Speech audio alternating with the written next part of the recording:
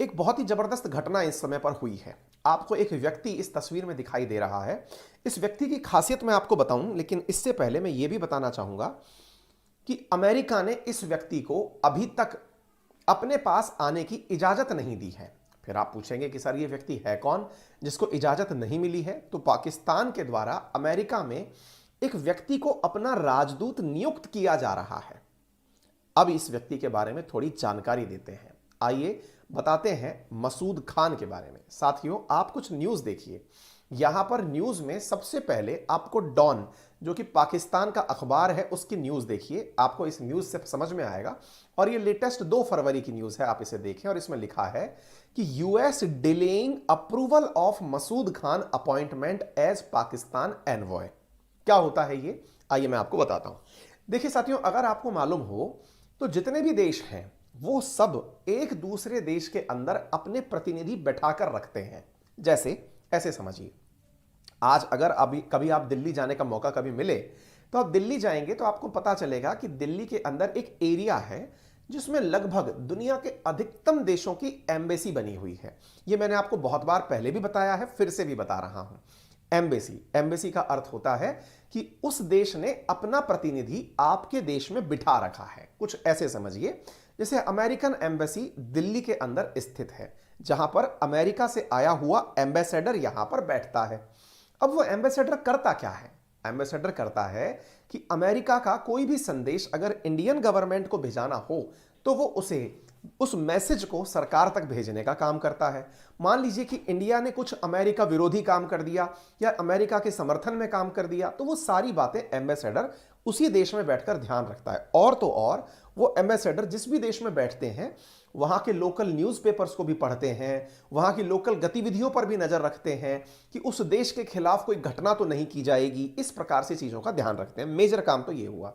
इसके अलावा कई अमेरिकन जैसे इंडिया में घूमने आए, तो जब अमेरिकन इंडिया घूमने आए तो वो उनका भी ख्याल रखते हैं कि भाई इंडिया आए हो, कोई परेशानी हो तो हम आपकी उन परेशानियों को सॉल्व कर देंगे। अच्छा, कुछ इंडियंस अमेरिका जाना चाहते हैं तो उनको वो यहीं पर बैठे बैठे परमिशन दे देते हैं कि चिंता मत करिए, आप यहां से इंडिया से अमेरिका जाना चाहते हैं, हम परमिशन। यानी एम्बेसी अपने आप में समझिए कि वो दूसरा देश आपके यहां पर एक घर लेके काम कर रहा है। उसे उस घर को ना आप कुछ और नहीं अपितु उस देश का ही हिस्सा समझिए। ऐसी होती है एम्बेसी। क्लियर? अच्छा, ऐसे ही भारत का पाकिस्तान के अंदर है, पाकिस्तान का भारत में है। अब देखिए, जिन देशों के ऊपर मतलब एक तरह से ब्रिटिशर्स ने शासन किया था वहां पर हाई कमिश्नरेट ऑफिस होता है। जैसे इंडिया वालों ने पाकिस्तान में हाई कमिश्नर बिठा रखा है, भारत वालों के पास पाकिस्तानियों ने हाई कमिश्नर बिठा रखा है, लेकिन अमेरिकियों ने भारत में एम्बेसडर बिठा रखा है। दोनों का काम एक ही जैसा है। ठीक है? अच्छा, अब ऐसे ही पाकिस्तान के द्वारा भी अपना एक एम्बेसडर भेजा जाना था अमेरिका। इतनी बात अब समझ में आ गई? हर देश के पास होता है ऐसे। मतलब ये मत समझिए कि इंडिया के पास ही एम्बेसी है, हर देश के पास अपने। और ये याद रखिएगा, एम्बेसी कैपिटल में ही होती है। राजदूत जो बिठाया जाता है वो कैपिटल में बिठाया जाता है। इसलिए ये बहुत ज्यादा मायने रखता है कि किसी देश ने अपनी एम्बेसी कौन सी सिटी में बनाई। मान लो कि अगर अमेरिका इंडिया में दिल्ली के अलावा कहीं और एम्बेसी बनाता है, इसका मतलब है कि अमेरिका की नजर में एम्बेसी जिस जगह बनाई गई है वही उसकी कैपिटल है। किसकी? उस देश की। उदाहरण के रूप में बताता हूं, जैसे भारत ने इजराइल के तेल अवीव में अपनी कैपिटल बना रखी है। क्या आप मेरी बात समझ पा रहे हैं?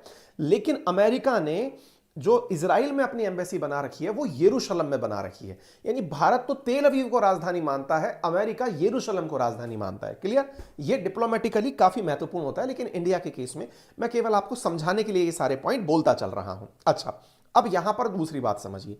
तो मेरे प्यारे साथियों, ऐसे ही अब अगर हम बात करते हैं पाकिस्तान की, तो पाकिस्तान ने अमेरिका के अंदर वाशिंगटन डीसी में अपना एम्बेसी बनाया हुआ है। क्लियर हो गया?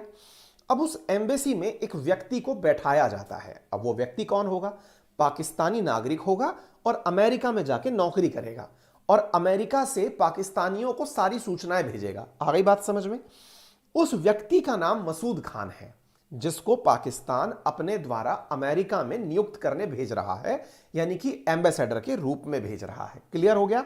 अच्छा, यानी एक प्रकार से पाकिस्तान का प्रतिनिधि अमेरिका के लिए मसूद खान बना। इस नाम को नवंबर में फाइनल कर दिया गया था पाकिस्तान के द्वारा कि मसूद खान को हम भेज रहे हैं। फरवरी 3 के दिन आप मेरा ये सेशन सुन रहे हैं। नवंबर गया, दिसंबर गया, जनवरी गई, फरवरी अब चली ही जाएगी। 3 महीने से ऊपर का समय हो चुका है। अमेरिका मसूद खान को वहां पर आने की इजाजत नहीं दे रहा है। वहां पाकिस्तान का अखबार लिखता है कि यूएस डिले कर रहा है अप्रूवल मसूद खान के अपॉइंटमेंट पर, कि साहब उनको नियुक्त किया जाए। इस नियुक्ति के ऊपर अमेरिका के द्वारा डिले किया जा रहा है। अब आप सवाल पूछेंगे कि आफ्टर ऑल ऐसा हो क्यों रहा है, मतलब मसला तो समझ में आ गया होगा आपके कि मसला क्या है। ठीक है, मसूद खान कौन है? तो ये व्यक्ति जो आपको फोटो में दिख रहा है ये मसूद खान है। तो अब सवाल थोड़ा आगे बढ़ता है, तो सर क्यों मना हो रहा है, जरा ये भी बता दीजिए। चलिए हम आपको बताते हैं कि अब मसूद खान कौन है। जैसे साथियों, इंडिया के अंदर आप लोग Indian civil services IAS, Indian administrative services UPSC के माध्यम से देते हैं और उनके अंदर विभिन्न पद प्राप्त करते हैं। जैसे कुछ विदेश सेवा में जाना चाहते हैं तो भारतीय विदेश सेवा कहलाती है वो, इंडियन फॉरेन सर्विसेज। कुछ प्रशासनिक सेवाओं में जाना चाहते हैं तो इंडियन एडमिनिस्ट्रेटिव सर्विसेज। कुछ पुलिस सेवा में जाना चाहते हैं तो इंडियन पुलिस सर्विसेज। ऐसे ही पाकिस्तान में भी है। तो पाकिस्तान के अंदर पाकिस्तान विदेश सेवा यानी कि पाकिस्तान फॉरेन सर्विसेज पीएफएस, उसके अधिकारी रह चुके हैं कौन? मसूद खान। अच्छा, तो अब आप पूछेंगे तो जब अधिकारी रह चुका है तो फिर तो परमिशन मिल जानी चाहिए, परमिशन मिल क्यों नहीं रही है? तो अब उसके बारे में थोड़ा और आगे जानिए। पाकिस्तानी विदेश सेवा का यह जो व्यक्ति मसूद खान है, अब यह जाना जाता है किसी खास मकसद से। किस मकसद से जाना जाता है जनाब? ये भारत विरोधी एजेंडे के लिए जाना जाता है। बोले मतलब ये भारत के खिलाफ आग उगलने के लिए जाना जाता है। अब आप पूछेंगे क्यों साहब, ये तो प्रशासनिक सेवाओं में है और प्रशासनिक सेवाओं के अंदर क्या कोई मतलब इंटीग्रिटी जैसी कोई चीज नहीं होती है क्या कि वो मतलब कुछ भी बोल रहा है भारत के खिलाफ? बताते हैं अब आपको हम। जनाब, इसका जो जन्म हुआ है ये पाकिस्तान ऑक्यूपाइड कश्मीर में हुआ है। पीओके, कश्मीर का वो हिस्सा जो कि भारत के पास से पाकिस्तान के पास कब्जे में है, यानी कि जिसको कि जब आजाद हुआ था कश्मीर, भारत जब आजाद हो रहा था और कश्मीर का विलय हो रहा था तो पाकिस्तान के द्वारा अपने लड़ाकों को भेजकर जिस हिस्से पर कब्जा कर लिया गया था ये उस क्षेत्र से बिलोंग करता है। तो बोले फिर, और ये उसी क्षेत्र से रहते हुए पीएफएस के अंदर सेलेक्ट हुआ। साथ में ये पाकिस्तान के द्वारा कई प्रमुख पदों पर भी बिठाया गया, कई प्रमुख पदों पर बिठाया गया। जैसे यूएन के अंदर जो जिनेवा में पाकिस्तान का कमीशन है वहां पर इसको नियुक्त किया गया। इसके साथ साथ ये पाकिस्तान के द्वारा चाइना में भी एम्बेसडर रह चुका है। और जो तीसरी सबसे इंपॉर्टेंट जानकारी है जो आपको सुननी चाहिए वो ये है कि ये पाकिस्तान ऑक्यूपाइड कश्मीर का गवर्नर भी रह चुका है। मतलब आप ऐसे समझिए कि ये पीओके में रहते हुए वहां से पढ़ा, वहां से दुनिया के अंदर विभिन्न पदों पर गया और पीओके का प्रेसिडेंट भी रह चुका है। फिर आप पूछेंगे तो अब अमेरिका इसको परमिशन क्यों नहीं देना चाहता? अमेरिका परमिशन नहीं देना चाहता, इसके पीछे का बहुत बड़ा कारण यह है साथियों, क्योंकि अमेरिका को लगता है कि यह व्यक्ति भारत के विरोध में आकर के अमेरिका में अपना एजेंडा चलाएगा। इस वजह से इस व्यक्ति की एंट्री वहां पर रोकी गई है। यह है वो प्राणी मसूद खान। और यूएस का एक कांग्रेसमैन, कांग्रेसमैन का मतलब जैसे अपने यहां पर सांसद बोलते हैं ना, संसद, पार्लियामेंटेरियन, एमपी जिसे बोलते हैं, ऐसे अमेरिका की जो संसद है उसे कांग्रेस कहते हैं। उसके अदन 2 सदन होते हैं, उसमें से एक सदस्य के द्वारा जो बिडेन जो कि अमेरिका के राष्ट्रपति हैं उनको लेटर लिख करके कहा गया है। क्या कहा गया है कि साहब आप इन्हें यहां पर नियुक्त मत करिए। क्यों नियुक्त मत करिए? क्योंकि ये जो व्यक्ति, आप सोचिए, अमेरिका का एक सांसद जो है वो लिख करके बाइडेन को देता है और कहता है कि इन्हें अमेरिका में नियुक्त मत करिए क्योंकि ये व्यक्ति अपना जो भारत है, अपना भारत बोले तो इंडिया के साथ जो हमारी दोस्ती है उसके लिए खतरा है। बोले क्यों? क्योंकि ये यहां आकर के भारत विरोधी एजेंडा चलाएगा, नंबर 1। नंबर दूसरा, ये आतंकवादियों से संबंध रखता है, इसलिए भी इसे यहां पर मत बुलाइए। अब आपके दिमाग में एक बेहतरीन सवाल बनेगा, आतंकवादियों से संबंध रखता है, इसकी क्या गारंटी है? तो मेरे प्यारे साथियों, आप सोचकर आश्चर्य करेंगे कि इस व्यक्ति के बारे में ये जो अमेरिका के अंदर बैठे हुए जो मतलब ये स्कॉट पेरी के नाम से जो व्यक्ति हैं, जो कि कांग्रेसमैन है, सांसद हैं, इन्होंने कहा कि जो मसूद खान है ये जिहादी है। साथ में यह बोनाफाइड सिंपैथाइजर है, टेररिस्ट सिंपैथाइजर है, यानी आतंकियों से सहानुभूति रखता है। इस वजह से इसे यहां मत आने दीजिए। आप देख सकते हैं कि 16 नवंबर को इमरान खान के द्वारा मसूद खान को, आप देखें यह तारीख है आपके सामने, 16 नवंबर को इमरान खान के द्वारा मसूद खान को अपना स्पेशल एनवॉय नियुक्त किया गया था, लेकिन उसके बावजूद भी इसे परमिशन अभी तक यहां पर नहीं दी गई है। आप इससे अंदाजा लगा सकते हैं। क्लियर है? तो आप इस तरह से, अब एक इंपॉर्टेंट जानकारी मैं आपको बताना चाहूंगा कि जो ये मसूद खान है ना साथियों, इसको आतंकवादियों का समर्थक माना गया है। क्यों माना गया है?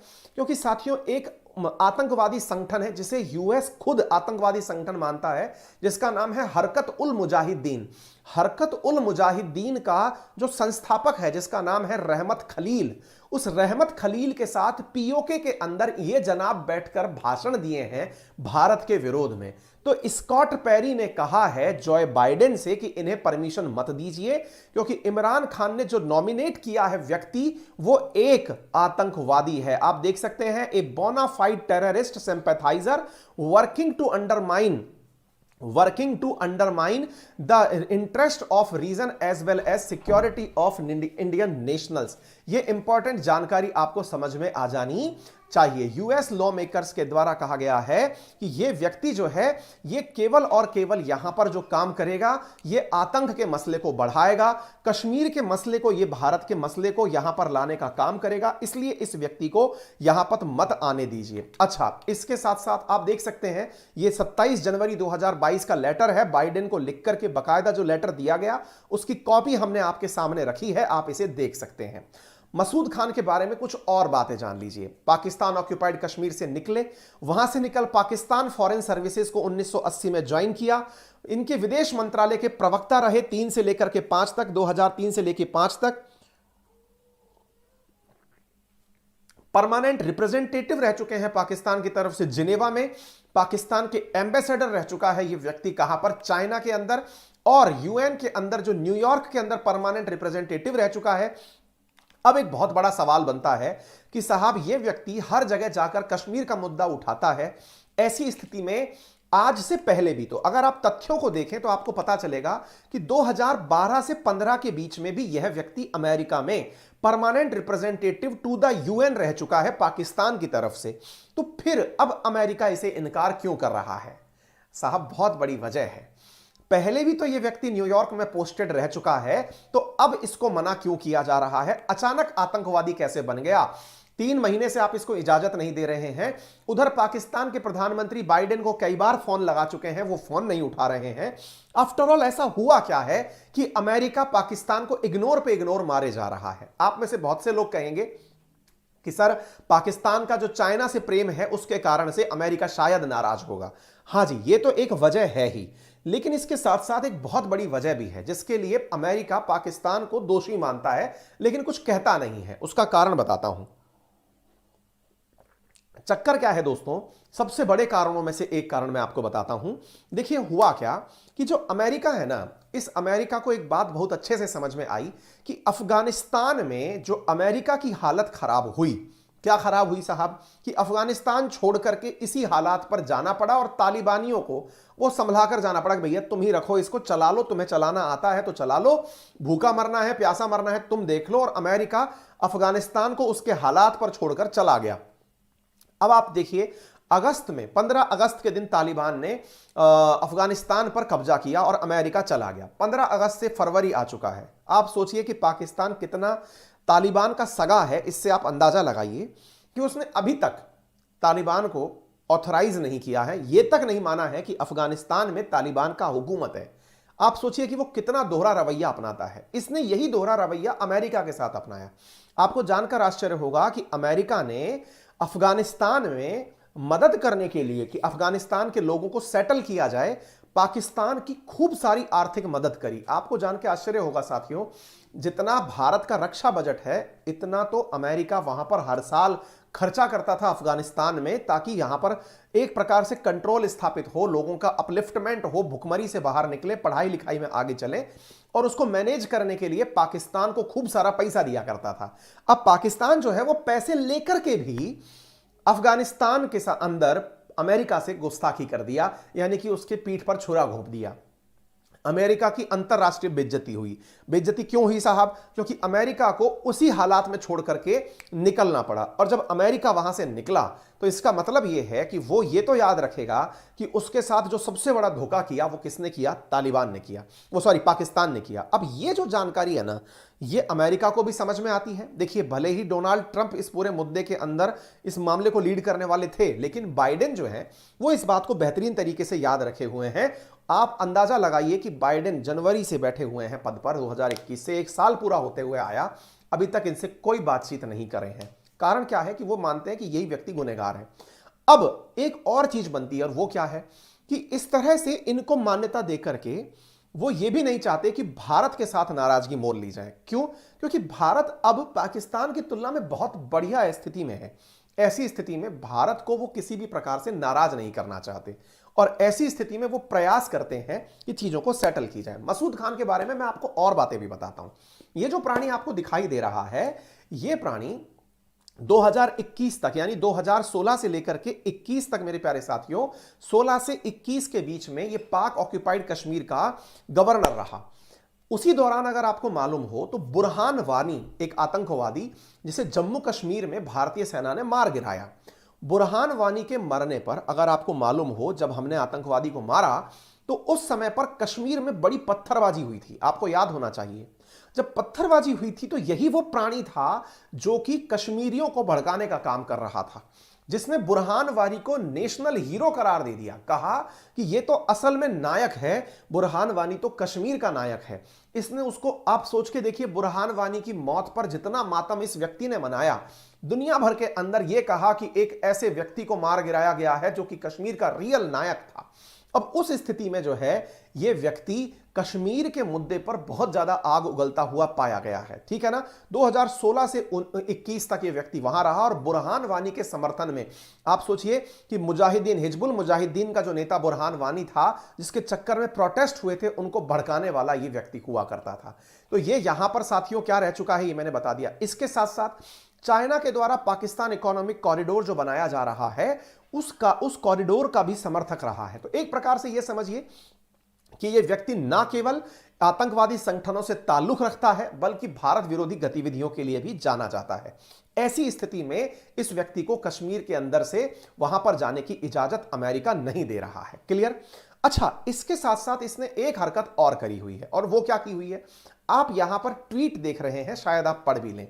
इस ट्वीट के ऊपर आपको एक तथ्य दिखाई दे रहा है मसूद अजहर का, जिसमें वो लिख रहे हैं, the US government can find a way to free Aafia Siddiqui, Washington has negotiated. अब आप जानना चाहेंगे कि ये आफिया सिद्दीकी जो कि एक आतंकवादी है, जिसको अमेरिका के अंदर मतलब जो पनिशमेंट दिया गया है वो कम से कम 70 साल से अधिक का पनिशमेंट दिया गया है, उस व्यक्ति को भी रिहा करवाना चाहता है। 86 साल का, मेरे प्यारे साथियों, जानकर आपको आश्चर्य होगा कि अमेरिका ने आफिया सिद्दीकी नाम की महिला को, जिसे लेडी अलकायदा के नाम से जाना जाता है, most wanted woman in the world के नाम से जाना जाता है, जो इस समय अमेरिका की गिरफ्त में है, आप जानकर आश्चर्य करेंगे कि यह व्यक्ति अमेरिका से कहता है कि आफिया सिद्दीकी को रिहा कर दीजिए। अब आप जानना चाहेंगे, साहब ये आफिया सिद्दीकी कौन है?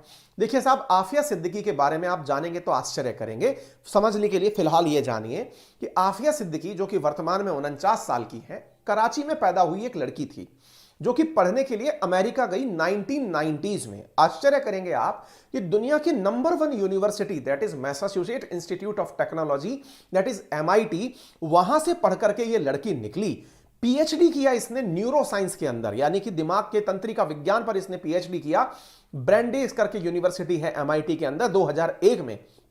आप सोच के देखिए, फिर 2002 में अगर हम अमेरिकी खुफिया एजेंसी की बात करें तो इसने साथियों एक पोस्ट ऑफिस बॉक्स खोला और उसका नाम रखा पाकिस्तानी अलकायदा। और ऐसी स्थिति में साथियों इसने क्या किया, इसने बकायदा पाकिस्तानियों के लिए फंड रेज करना अमेरिका में शुरू किया।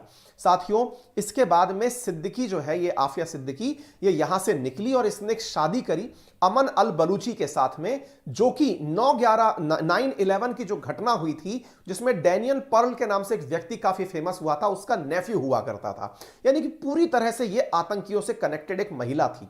साथियों इसके बारे में बाद में पता चलता है कि यह अमेरिका से निकल के अफगानिस्तान आती है। अफगानिस्तान में 2008 में अमेरिकी फोर्सेस के द्वारा इसे गिरफ्तार किया जाता है, क्योंकि यह अफगानिस्तानी लोगों को भड़काने के लिए लग रही होती है।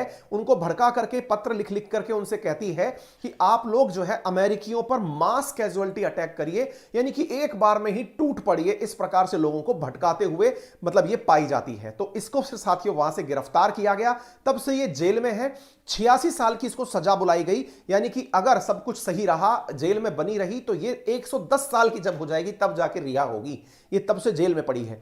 अब सोचिए साथियों, ये आप देखें पाकिस्तान के अंदर इसको फ्री करने की मांग चल रही है कि आफिया सिद्दीकी को रिलीज किया जाए, यानी कि 86 साल की जगह उसको पहले ही रिहा कर दिया जाए। ये जो प्राणी आपको दिख रहा है मसूद खान, ये वो व्यक्ति है जो आफिया सिद्दीकी को रिहा करवाना चाहता है। आप इससे अंदाजा लगा लीजिए कि कितना आतंकवादियों का समर्थक प्राणी है, आप इससे अंदाजा लगा सकते हैं। क्लियर है? तो ऐसे लोग जब पाकिस्तान में पनप रहे हैं और उनको वहां पर भेजा जा रहा है, तो अमेरिका ने इस व्यक्ति को परमिशन देने से ही होल्ड पर डाल दिया और कहा कि भैया तुम्हें हम परमिशन अभी तो नहीं दे रहे, 3 महीने तो हो चुके हैं।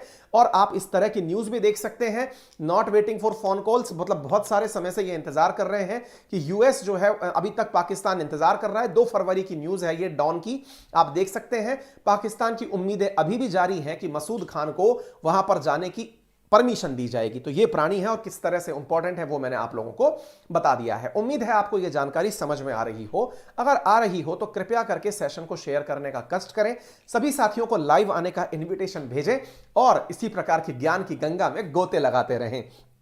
ठीक है ना? हाँ, नितिन कुमार लिख रहे हैं कि साहब बुढ़िया बन के आएगी। अरे भैया, आसिया सिद्दीकी बुढ़िया बन के क्यों आएगी? तब तक निकल लेगी यार, 110 साल कैसे जिएगी? ठीक है ना? हाँ जी। विराट शर्मा लिखते हैं कि ये आफिया सिद्दीकी अफगानिस्तान में शांति स्थापित करना चाहती थी। हाँ, तो आप समझ गए कि ये किस प्रकार की शांति की बात कर रही थी। Very good. ठीक है ना? तो उम्मीद है कि आप लोगों को ये बात समझ में आ गई होगी, कहां से क्या कहानी है, क्लियर हो गया होगा। चलिए, रेफरल कोड है अंकित 10, जिसका यूज करके आप अनअकैडमी पर 10% का डिस्काउंट प्राप्त कर सकते हैं। अभी 10:15 पर आपका एक टेस्ट है, राइज के नाम से टेस्ट सीरीज है, जिसमें भी आप यही रेफरल कोड लगाकर पार्टिसिपेट कर सकते हैं। प्रथम विनर को बिना किसी फीस दिए 1500 रुपए का प्राइस दिया जाएगा। हर फ्राइडे यह टेस्ट होगा। यदि आप में से कोई भी विद्यार्थी एसएससी अथवा बैंक का सब्सक्रिप्शन लेना चाहता है तो आज सब्सक्रिप्शन लेने पर उसे 6 महीने का, 12 महीने का और 3 महीने का अलग अलग ऑफर है। अगर 1 साल का आप एसएससी का सब्सक्रिप्शन लेते हैं तो 3 महीने का अतिरिक्त आपको ऑफर दिया जा रहा है। एसएससी और बैंक का कंबाइंड रूप से आप सब्सक्रिप्शन लेते हैं तो 6 महीने का अतिरिक्त आपको सब्सक्रिप्शन दिया जा रहा है। अगर आप इसमें 2 साल का एसएससी बैंक का सब्सक्रिप्शन लेते हैं तो 1 साल का अतिरिक्त आपको सब्सक्रिप्शन दिया जा रहा है। यदि आप यूपीएससी का सब्सक्रिप्शन परचेज करते हैं तो 22% फ्लैट ऑफ चल रहा है कॉम्बो के ऊपर और 10% आपको अंकित 10 से मिल रहा है। 18 महीने का कोर्स आपको इसके अंदर दिया जा रहा है। इस रविवार 6 फरवरी को सुबह 11 बजे यूपीएससी का कॉम्बैट होगा, जिसमें अगेन वर्थ ₹4 CR आपके बीच में स्कॉलरशिप डिस्ट्रीब्यूट की जाएगी। यदि आप चाहते हैं आइकॉनिक सब्सक्रिप्शन लेना तो आपको यहाँ पर प्रॉपर तरीके की मेंटरशिप दी जाती है। यदि आप चाहते हैं अनअकैडमी के सब्सक्रिप्शन को लोन के माध्यम से लेना तो 0% इंटरेस्ट रेट के साथ में आपको मिनिमम पेपर वर्क के साथ में 0% प्रोसेसिंग फीस के साथ में लोन दिया जा रहा है। 1 साल के सब्सक्रिप्शन की जो कीमत रखी गई है वो आप लोगों के लिए मतलब अनअकैडमी पर प्लस सब्सक्रिप्शन की जो कीमतें हैं वो 46,791 है। फिलहाल के लिए इतना ही। अपना ख्याल रखें, बड़ों का सम्मान करें, छोटों को प्यार दें, अपना व्यक्तित्व इस प्रकार से विकसित करें कि महिलाएं आपके साथ सुरक्षित महसूस करें।